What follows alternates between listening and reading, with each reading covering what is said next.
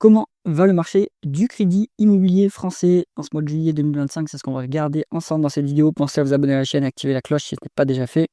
On commence tout de suite avec cette publication de la Banque de France qui s'appelle Crédit aux particuliers, qui est publiée tous les mois, qui suit le crédit immobilier en France. On a les chiffres à mai 2025. Alors, ce qu'on peut noter pour la production de crédit, on repasse en variation négative. Alors CVS, hein, c'est corriger les variations saisonnières. Donc ça, évidemment, ça ne va pas encourager la hausse des prix de l'immobilier.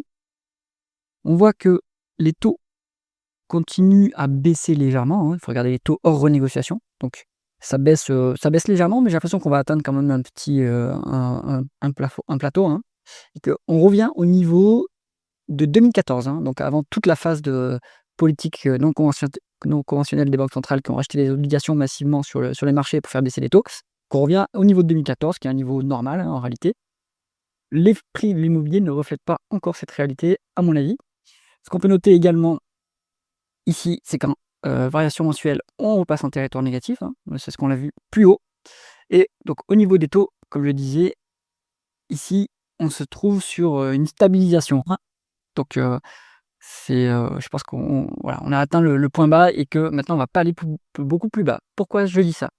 Parce que si vous regardez ici, on est sur donc les taux d'intérêt des obligations dans le monde, hein. Donc on a, ce qui compte plus pour l'immobilier, ça va être le taux 10 ans.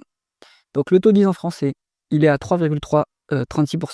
Donc on a vu juste avant que les taux immobiliers en moyenne, ils étaient à 1%. Ça peut pas être durable ça. Pas être durable parce que si on regarde ici, ça c'est un article de l'IFRAP qui met en évidence la très bonne corrélation entre les OAT 10 ans, donc ce qu'on vient de voir, hein, 3,3%, et les crédits immobiliers. On est très rarement sur des crédits immobiliers, des taux de crédit immobilier qui sont en dessous du taux de l'OAT 10 ans. Donc, il va y avoir un rattrapage. Et ça se comprend, hein. En fait, la banque, elle, elle va prêter à un particulier qui est plus risqué que son État. Théoriquement, l'État ne peut pas faire faillite.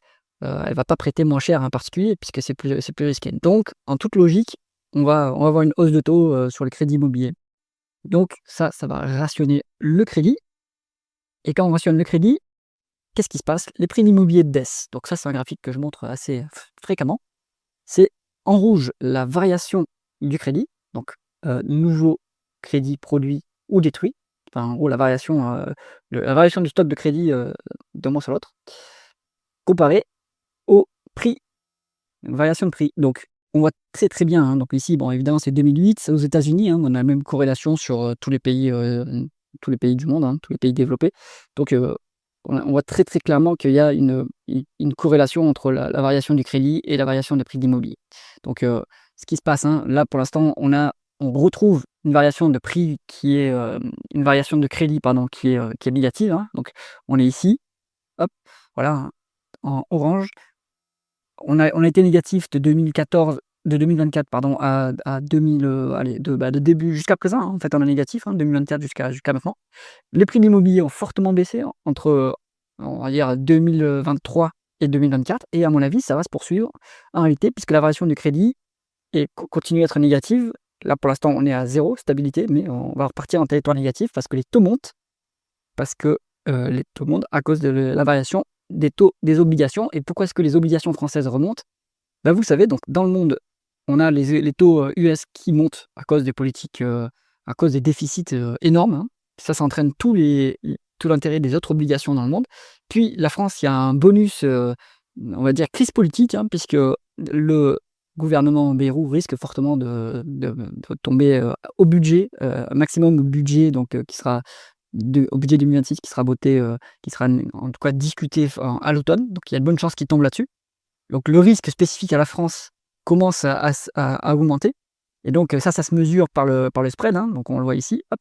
Si vous regardez la différentielle de taux français, enfin le taux d'intérêt français à 10 ans par rapport au taux d'intérêt allemand qui est la référence en zone euro, bon, on a un écart qui s'agrandit donc bah, il faut faire le calcul, hein, mais vous voyez, hein, on est à 3,4 en France 10 ans. L'Allemagne, on est à 2,6.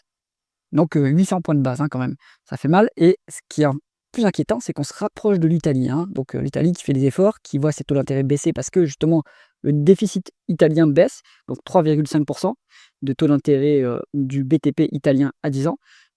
qu'on est, on est de plus en plus proche, hein, là, on a moins de 20 points de base.